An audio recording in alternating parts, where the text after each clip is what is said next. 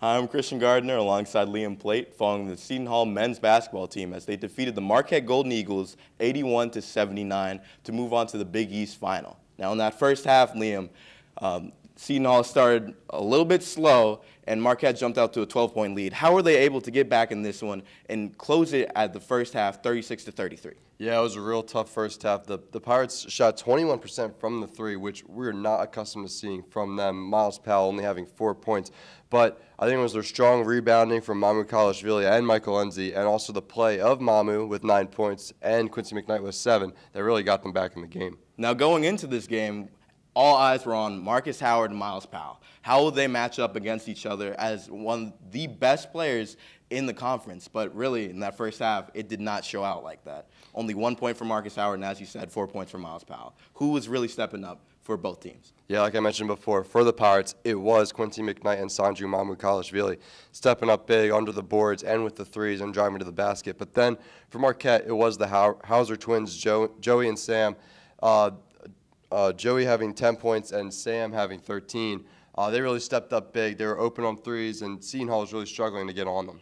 Now, things were really chippy throughout this entire game, but the first instance of that was Miles Powell and a Nim gotten into it early in that first half. It seemed like Miles Powell threw an elbow and getting to the three-point line and got a flagrant call, which is key. Not a technical foul. We'll get more into that in the second half, but talk more about that, kind of the ferocity in this game.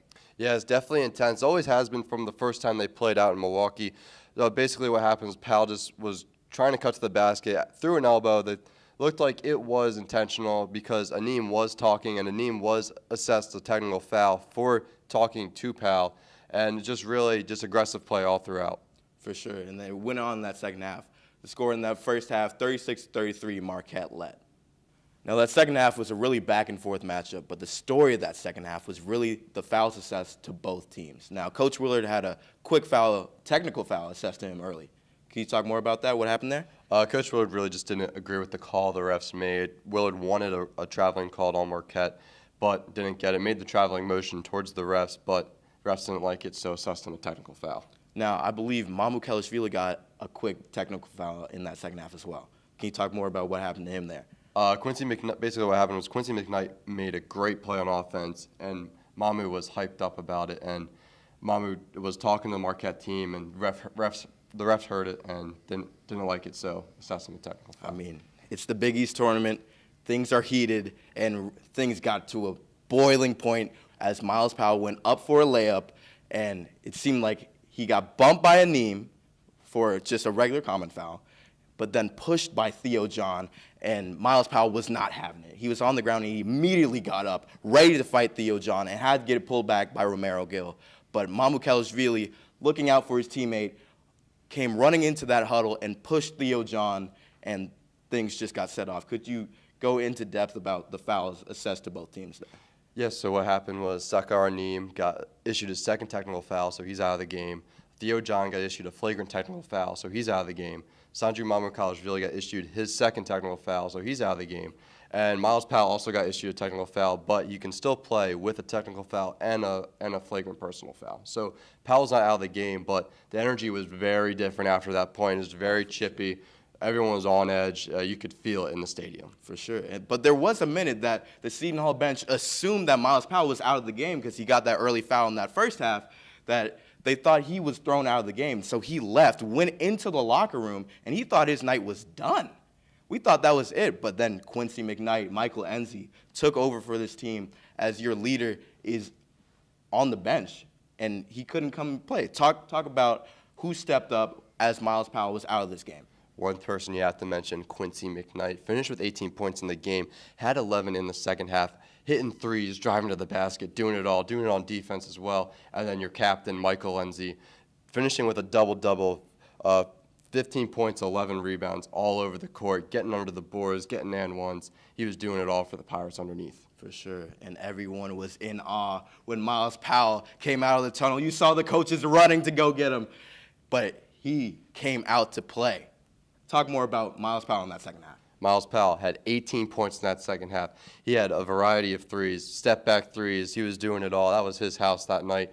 And only 4 points in the first half where he really stepped up. He showed that was his team, and he came there for his guys, and he played very smart. Miles Powell had 4 fouls and remained in for the entire length of the game that remained, and just a smart player. You could tell that he was really in it to win it. Now, a lot of the team was in foul trouble in that second half. I believe Michael Enzi fouled out, Romero Gill fouled out, Quincy McKnight fouled out. Marcus Howard was just getting to the line at will. He shot 24 free throws in that game. 24 free throws. That's unheard of. Can we talk about the play of Marcus Howard in the second half? Yeah, Marcus Howard in the first half, like you said earlier, 1 point, but 20 points in that second half. Only one of those coming from the field from a three-pointer, but then the rest coming at the line. He was being aggressive. He got to the line. The refs were calling the fouls. He capitalized at the line too. He made the most of his opportunities that they gave him. For sure. But he was kind of questionable down the line. Not sure, but I mean, that's how basketball goes sometimes. But fortunately, Seton Hall was able to pull it out, 81-79, and they'll move on to the Big East tournament final against number 1 Villanova. What will they have to do to knock off the reigning champs? First thing, when you talk about Villanova, you got to mention Phil Booth. He had 21 points last night. He was all over the floor making threes. You need to stop him, limit him. Also, Colin Gillespie is someone you have to worry about too, because once he gets going, he's going. And you need to stop Eric Pascal underneath the boards.